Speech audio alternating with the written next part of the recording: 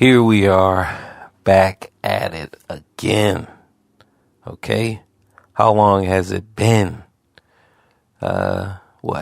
Maybe 20 days. Today is Monday, the 20th. And I'm checking in. All right.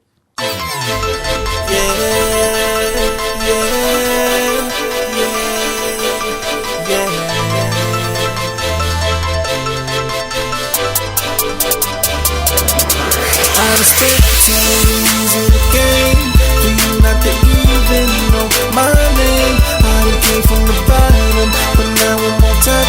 And I promise to give you everything that I got. Gotta know what it means to you, what it means.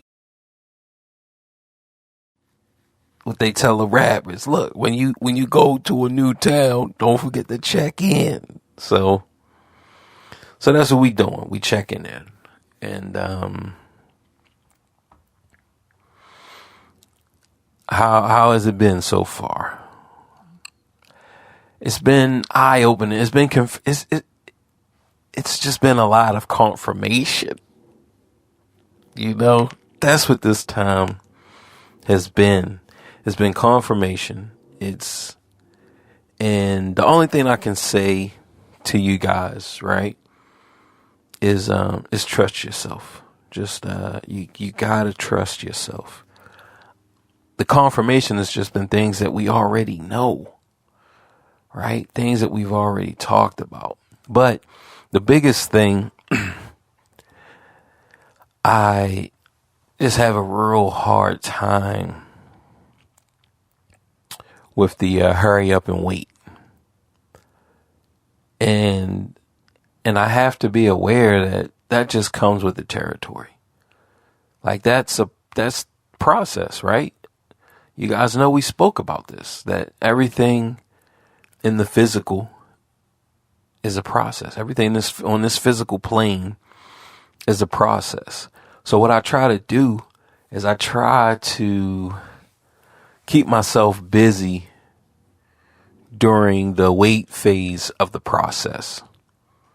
And I think that's how I'm able to do more, right? That's how I'm able to do more and just kind of experience more things. It's because I try to stay busy during the wait.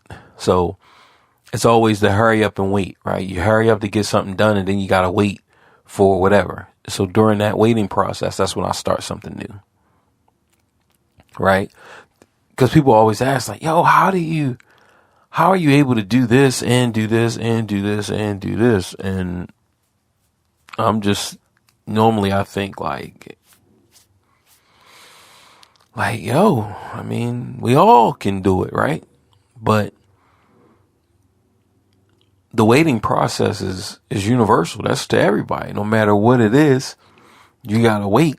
Now, what are you doing during the waiting phase of the task?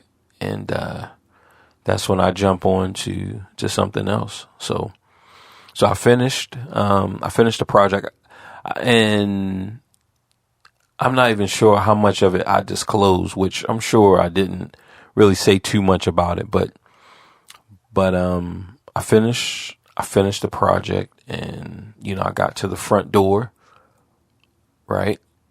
And boom, it was the wait. And I have a few platforms, right? So I'm on the wait phase of all my other platforms, right? So everywhere it's going, I'm waiting, right? So then I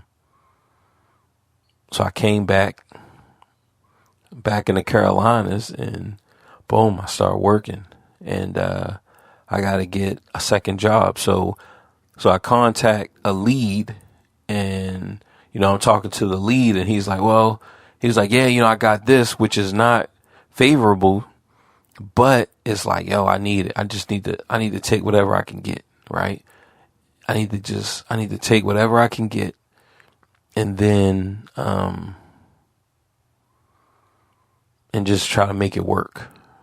Right now, the ideal situation, I know that it's out there, but I can't wait, right? I need money. I need more money coming in. So it's like, yo, I gotta take the unfavorable. I gotta take that and try to parlay it. So I was like, hey, well, if something else becomes available, can I move and go to the better position, right? And for the most part, he was saying no. He didn't exactly say no, but I could just tell in the conversation that it was a no. So it's like, well, I mean, that's good in the sense that, well, now I have to actually look for what I want. And I think that that's the most important thing is you have something set up, right? You have a system set up, and it needs a certain piece. Let's say it needs an octagon, and you're like, well, you can't put the same size triangle in here because it won't fit, but if the triangle was small enough, then it'll fit. You can't get the same size square in here, but if it's small enough, then it can fit. Right? So that's where I'm at now, but ultimately we just know, like, yo, man, you have to get the piece that you want. So that's the decision, right? I have to get the piece that I want. Now, and let's jump on some reflections. Now, I saw a couple people from home that I haven't seen since I was like maybe 12 or 13, right? I haven't seen these guys since I was 12 or 13. So it was cool. It was cool just, seeing one of them. I knew him and his cousin just growing up, and they were always cool. They were always cool, just good people. And his cousin was definitely a fighter and put in that work in the Baltimore City as the youth. I mean, that's when we was fighting back in the late 80s and the 90s, right? Up until the mid 90s, I mean, we were fighting, right? And towards the late 90s, people in the city were shooting and killing, but just in my particular group, there wasn't a lot of guns, right? Maybe 1 or 2 guns per every 20. So it wasn't as accessible as guns are now. I mean, now it's just crazy. There's guns everywhere, and everyone has 2, 3, 4, 50, 11 guns, right? But back then you didn't have that many. So these guys, like I said, that I ran into one, one of the 2. And it was just crazy. Then the other guy,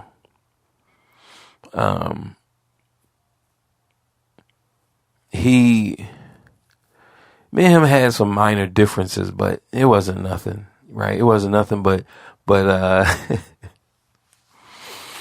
when we ran into him, right? Because we ran into both of these guys at the same time, because they worked together. So we run into him, and my man, he like, yeah, you remember this? Look, this is Mr. Brown's son, and he's like, oh, you remember Mr. Brown? And the guy, he's like, he's trying to act like he don't know. Right? He's trying to act like, oh man, who is that? Oh yeah, that, you feel me? It was crazy. So he was like, yeah, he used to bully me when I was a kid. Like, and me and my man, we like, oh hell no, man. Like, my dad ain't bully you, bro. Like, come on. That just wasn't his.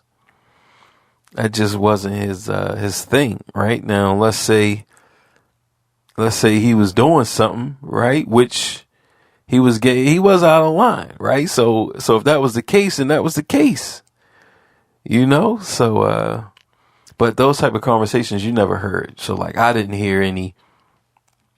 never heard any feedback or any type of conversation on what was going on. And I never involved my dad in anything that was going on, right? So yeah, it was just interesting, you know, once I kind of did the math and was like, man, like, yo, man, dude,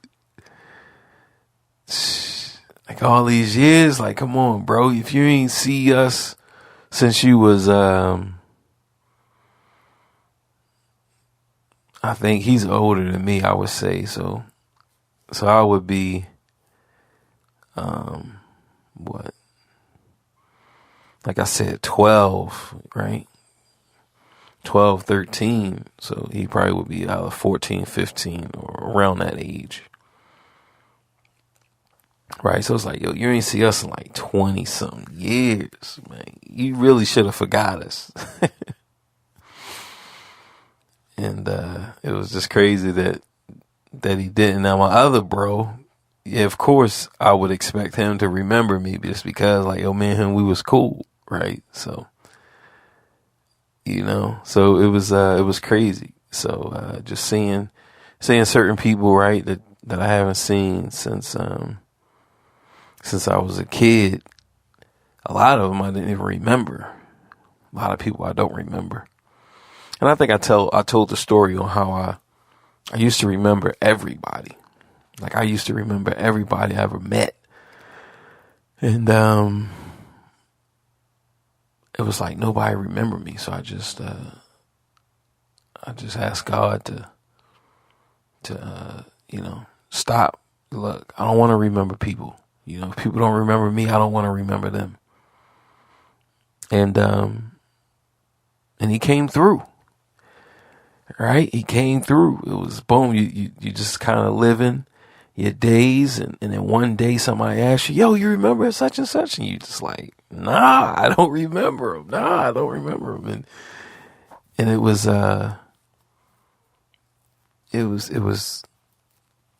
just refreshing. Refreshing is not even the word, but I was just very pleased, right? Because I remember just remembering everybody, like everybody that I ever met. It was just crazy, right? It was like I couldn't even stop. Like I remember I used to just think. I would think for hours before I go to sleep. So I'd be in the bed just thinking of all different types of things. You know, so, but that's a gift and it's a curse because as people are reflecting and trading stories, and it's like, man, nah, I don't remember them, you know? So it's definitely crazy. And then it was this girl used to torment me when I was, in like the 4th and 5th grade. And, you know, so we're on my friend, I think we was on his Facebook or something. And then she popped up and, you know, he said her name. I didn't even remember her. And then I remembered like, oh yeah, I remember her. Like, yo, she's tormenting me. So I sent her a friend request, which she didn't accept. Right. So that made me feel good. 'Cause it's like, yeah, you know, I'm still here. Your boy is still out here roaming the streets. So yeah, that definitely felt good, you know. So we had that, just the music, just being exposed to the music in the city, and it's just so many talented artists in Baltimore. And it's like, yo, how can we get them to pop? Right? You think about Detroit, like Detroit rappers, they pop, right? It was a few of them. And then you think about LA, right? LA has we're talking about post Death Row, and you have some artists. So then it's like, yo, Like, what's up? So I think just looking at the situation, looking at the problem, I'm like, all right, it's about getting a playlist. So you get a playlist with these Baltimore artists, and so it's like a one-stop shop type of thing, and then you just keep adding more and more artists to that playlist, and eventually, because I haven't looked at the numbers, so I don't know what type of numbers. If we just talk about, okay, who's the number one guy in Baltimore, right? I don't know who that is, but all right, now what type of numbers is he doing? And so kind of look at it from that standpoint, and making a decision off of that. But ultimately, I think, the guys that I met, I think that they definitely have potential to be big, right? Well, we already know that it's more than just talent. It's not about talent. It's about having it's about having that, it's gumbo. You got to have so many different things going to the pot. It's not just the seasoning of the sausage or the texture and the seasoning of the shrimp, right? It's so much more that goes into it. So looking at it from that standpoint, right? Looking at it from that standpoint, it's like,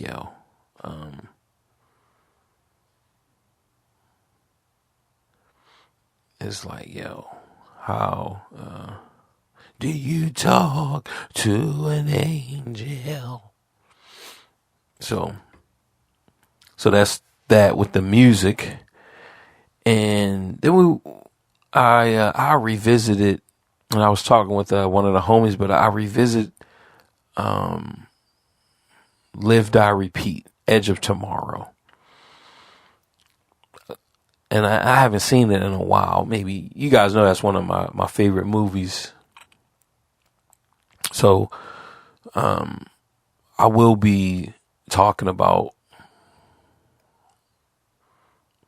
I guess, spoiler alert, right? So if you haven't seen it and you want to see it and you don't want me to spoil it for you, just go ahead and just skip ahead, right? How many minutes? I don't know how long I'm going to talk about it, but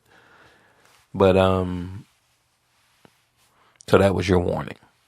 All right. So like I said, I was talking with one of the homies about it, because when I rewatched it,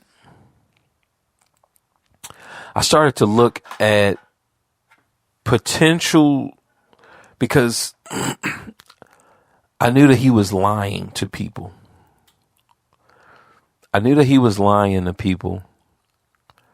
So this time when I watched it, it was with that in mind, so that I could see, okay, are there any tales? Are there any type of hints on when he's lying? And one thing that I noticed is that his character from the beginning was always about manipulating people. Now it was for a job, right? That was his job, but that's what he could do. So he gets on there and he's talking about the war, right? And he's not, it's not like he truly believes it. It's just propaganda. Look, this is just what we have to tell the people, right? And that's a reoccurring theme throughout the whole movie. This is just what we have to tell the people, so that, and so boom, that's in the opening when you first hear him, right? You first see him because he's reporting on the news. And then he gets into the office, and then of the colonel or whoever, his superior. And this colonel, this superior, tells him, look, I want you to go to this war, right? And I want you to film it so that people, so that we can show the people that we're winning the war. Maybe they need some more soldiers and people are not signing up. So they're like, look, shoot this footage, shoot this video of showing them how it is on a gritty field. And, you get to come back. We'll have a great piece so that we can use this to recruit or whatever. And at this point, that's when you see, I think his name is Cage. I can't think of his first name, but that's when you see that he isn't as confident in the, I guess, his side, right? When we talk about just the side that he's fighting on, right? He isn't as confident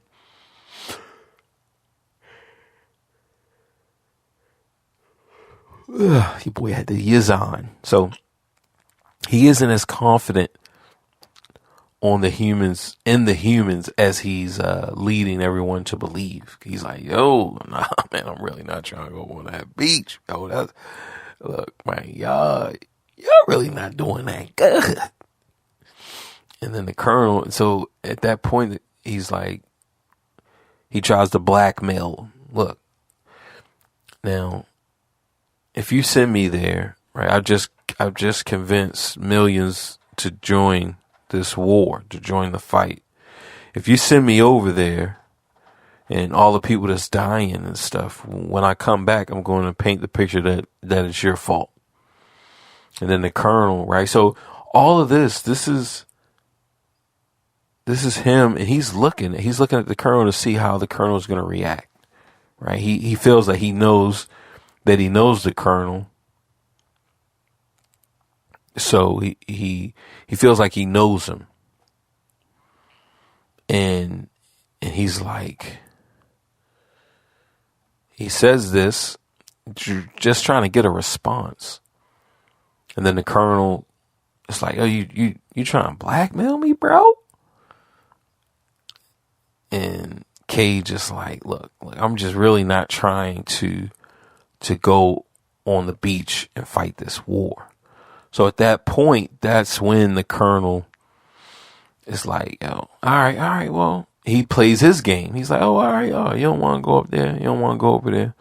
Okay, that's cool. That's cool, man. You're not going to go there. Don't even worry about it. Look, we'll figure it out, right? So he's playing the same game that Cage is playing. And once Cage gets out of his office, he's like, yo, man, grab this guy. And that's when Cage realized, oh, man, he just pulled my trick on me. He just did my trick on me. Boom. Now he gets, Cage try to run, which, I mean, where are you going to run? But he tries to run. And then he gets to a point where, they stun him. They gotta hit him with the stun gun. He passes out. Now he's going to what? Now he wakes up, right? This is like the beginning of the reset. Or every time he wakes up, this is the starting point for the loop that he's in. So, but this is the first time, right? But the whole thing is remembering who he was as a character, as a person. And it was, he'll say anything to kind of get people to do what he wants. And that's what he's always learning. He's always trying to figure out and learn, what do I have to say? What do I have to do to get the outcome that I want? And that's throughout the whole movie, right? That's throughout the whole movie. And eventually you see him use this on people, where he's saying different things, he's doing different things, and he's just being observant to the different outcomes that he's getting, right? And even when he's with Rita is his ally, the one who teaches him. One thing that you notice throughout the whole thing is they do like a little montage, but they show you the incentive. They show you why towards the end or the beginning of the third act, or the beginning of the last act, they show you why he has to lie. He lies to the audience. So he lies to her and he lies to us. He lies to us because during the montage, this training montage, there are times when he's learning and he's just not getting it right, or and the girl Rita is always killing him. Let's just reset. Let's just reset. Let's just reset. We'll just reset. Then when they're on the beach, they're fighting a war.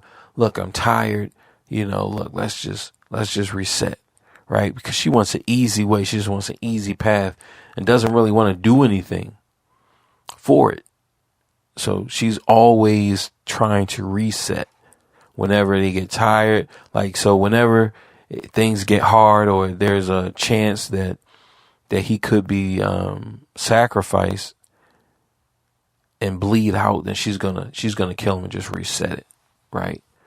So they show us multiple times of her killing him, but I believe at that point when he tells her, "Hey, I'm out," right? Look, I'm out. He goes through even with the guy. He when he get back into the office of his superior colonel, whatever, he gets back there and so he's kind of telling Rita, look, because she's ready to start shooting him. She's ready to do whatever. So he starts to plant the seeds that like, yo, no, we haven't gone this far, right? And then he tells her that they're out, but then you see him interacting with the squad. He has to interact with the squad and convince them. He has to convince them that to ditch whatever they're doing and join his fight. You see that he knows so like he spent so much time, so much off-screen time that we don't even get a chance to see. He spends a lot of that time learning everybody, learning as much about everybody as he could. And then they show us with him and Rita, right? There's so many different things. He's always talking and trying to get them to talk with Rita, right? And there's moments when she tells him things that she doesn't want to tell anybody else, right? And she says, how did you hear that name? The first time we kind of realize, and then she realizes, and she says, how did you hear that name? Under what circumstances? I would never tell you that name, right? And he says, so he's letting her and us know that he's going through a lot of different scenarios, right? But it's usually when a person dies, when he's with them, and after he's gained their trust and they fought along side by side, that's when they start to reveal their most darkest and deepest secrets. So he actually, during that scene with the whole squad, right? He's actually been through that scene so many times with the squad that he's fought side by side with each and every last one of them and learned everything about everybody. Right? I mean, that's just crazy. But they never talk about that. But as it pertains to whatever you or I may be going through, it just shows that like, yo, we have to be dedicated. You have to learn as much about everything as you can. So, about your situation as you can, right? Learn as much from the failures as you can. Every hurdle that you trip and stumble over, learn from each one. Do it over again. Do it again.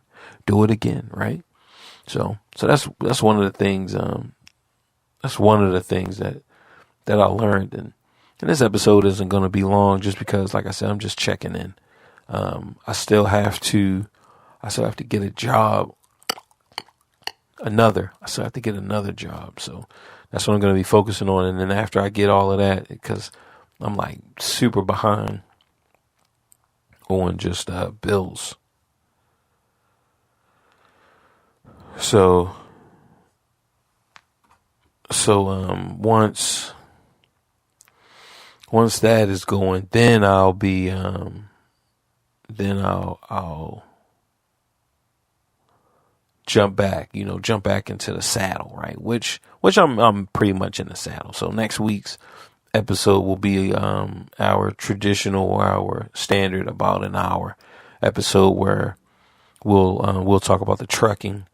So we'll talk about those things and some other lessons, right? Some other things that I've gained on this journey. And I was, I might put the rest, maybe put the music up. I don't know, right? Because I don't think I put the Marvelous Adventures. And if I did, I can look through, so I can look and check and see if I put it up. But that's that. And just like I said, just checking in, just tapping in, and we'll see. Like I'm just playing this by ear. So with that being said, Reese's